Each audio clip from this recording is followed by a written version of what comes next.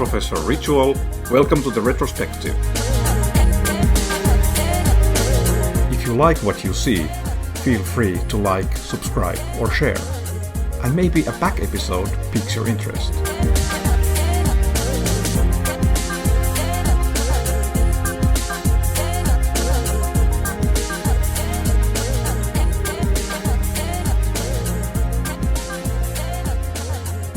Today we'll inform ourselves about 4 tactics used in our narcissistic abuse: aggressive persuasion, gaslighting, intimidation, and minion mining.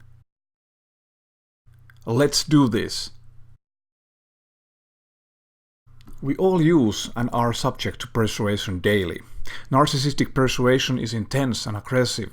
They use blitzfire tactic to dismantle other people's defenses. For example, they can say, "No way! My way is right because I say so. What kind of employee are you anyhow? Are you a killer? I'm a killer.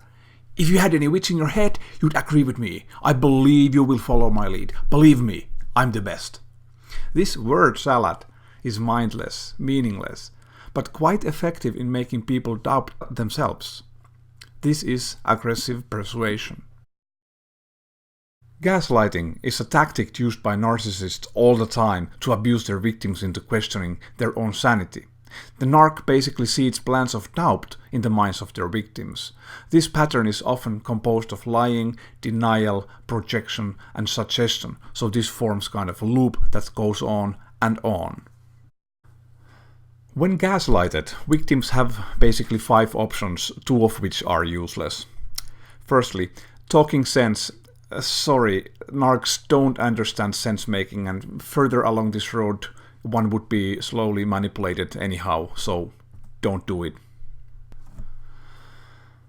Fighting back with all you've got, keeping records and making everything public is a noble option, but this seldom works since HR and higher leadership are usually pretty ignorant about narcissism, and you would be blacklisted by the narc anyhow, and he would make your life living hell.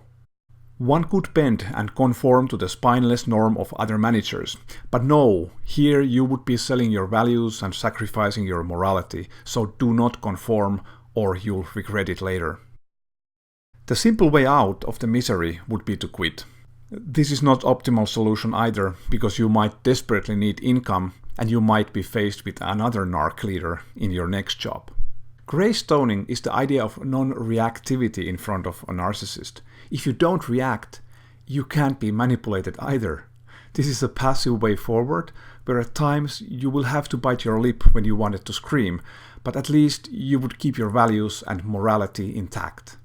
As we see, there really are no good options for victims of gaslighting, maybe outside gray stoning. Being gaslighted really sucks.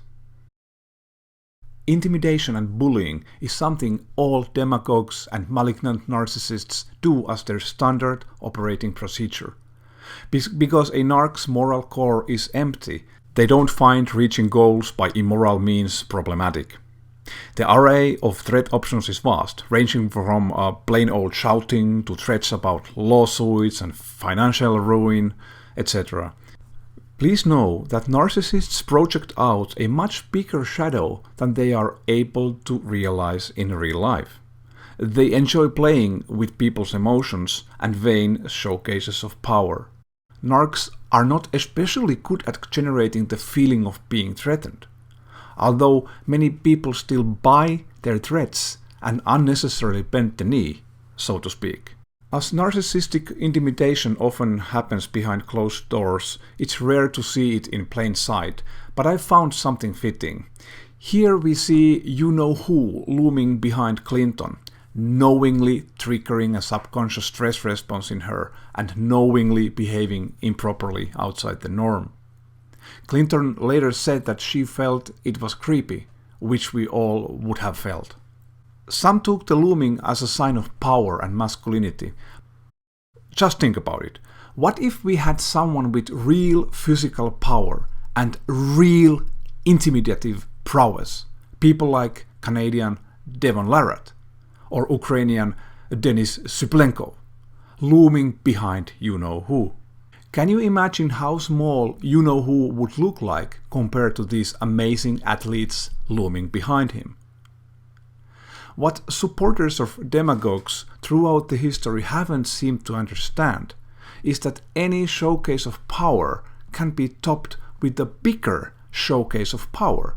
Therefore, physical showcases of power are nonsensical. And replacing reason with intimidation is the worst possible thing to do in debates. I've seen narcissists pull off similar theatrics before behind closed doors, so this is really nothing new. To see this at world stage is new, however, and quite revolting. Minion mining is the process by which the narcissist turns your family members, friends and colleagues against you. Those formerly nice people become flying monkeys and begin doing the dirty work for the narcissist. It's incredibly dynamic, but it happens in many families and organizations around the world as we speak. At world stage, every tyrant leader in history has used flying monkeys or mindless minions as a means of a propaganda war. We've seen that narcissists can and will commit awful deeds in order to promote their often self-centered cause. But have no fear, help is near. The first line of defense against narcissistic abuse is self-knowledge.